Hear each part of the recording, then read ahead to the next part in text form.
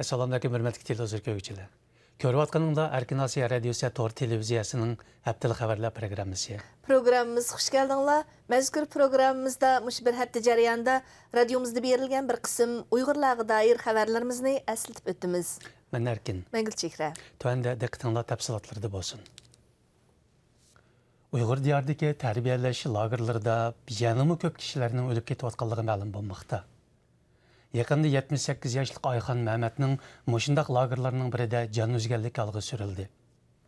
Muxbirimizning ahvoli naqlishi jarayonida saqchilardan biraylan marhumning Kalpin Nailik 2-chi tarbiyalash lagerida vafot bo'lganligini tilga olgan.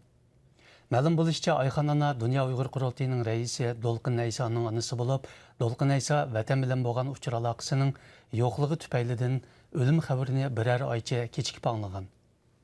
Növbətdə bu xildiki uçurlar aloqalarının məcburi kesilib tashlanishi Uyg'ur jamiyatiga og'ir qolaysizliklarni elib kelayotganligi ma'lum.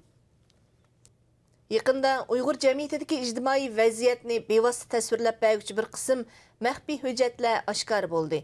Bu hujjatlarning birida nuqtaliq aholilarni va o'qituvchilarni qarorlik oldi tekshirish, ularning ideaviy ahvolda turaqsizlik yoki hukumatdan norozilik xohishining bor yo'qligidan yaqindan kuzatish, shundaq kishilar bayqalsa tarbiyalashga avatish talab qilingan. Bu hujjatlarda yana nuqtaliq aholilar, hukumat xodimlari va o'qituvchilarga qaratilgan bu tadbirlarni qandoq ijro qilishning tafsiliy qadam bosqichlari bayon qilingan.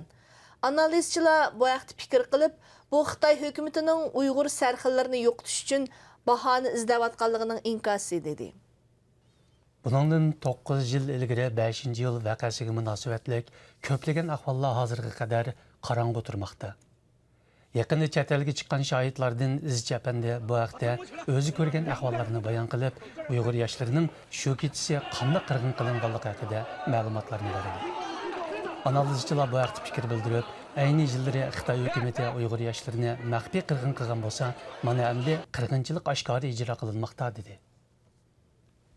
Shimoliy Amerikadagi Uyg'ur yoshlarining bir qitimliq zo'r ko'lamlik kollektiv yig'ilishi mush hafta o'tkazilgan 4-chi qitimliq Amerika Uyg'ur lo'nqisi futbol musobaqasida amalga oshdi.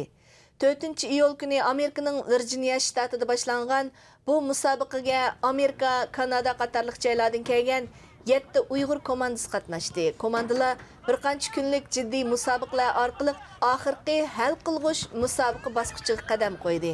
Amerikadagi Uyg'ur birligi komandasining a'zosi Shirali bu munosabat bilan muxbirimizning ziyoratini qabul qilib, biz bu musobaqa orqali sog'lom tanning Uyg'ur yoshlari uchun naqadar muhimligini namoyon qilamiz dedi.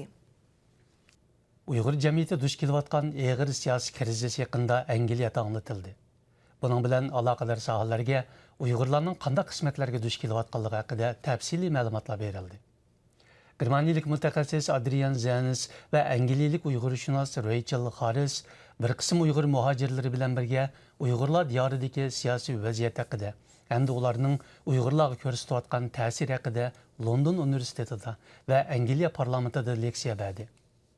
Rachel Harris xonim bu haqda to'xtalib, Angliya parlamenti a'zolari bu masalaga bakmi astoydil muomala qildi dedi. 2009-yildagi 5-iyul vaqasining 9 yilligi munosabati bilan dunyoning har qaysi joylaridagi Uyg'ur jamoati har xil faoliyatlarni tashkillab, shu qitimliq vaqada hayotidan ayrilganlar va turmaga mahkum bo'lganlarni xotirladi. Amerika, Yaponiya, Germaniya, Turkiya, Avstraliya, Fransiya, Shvetsiya qatorliq joylardagi Uyg'ur jamoati shu joylardagi Xitoy elchixonalari va konsulxonalari oldiga to'planib, Xitoy hukumatiga qarshi shuarlarni tovladi.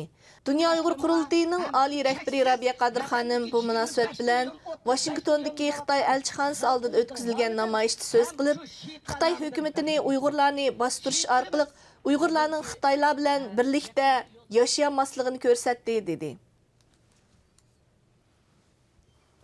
Hürmetli televizyon izleyiciler, yukarıda Erkin Osiyo radiosi Tor televiziyasining haftalik xabarlar programmasini ko'rdinglar. Kelar hafta ko'rishaylik. Xayr xo'sh. Xayr xo'sh.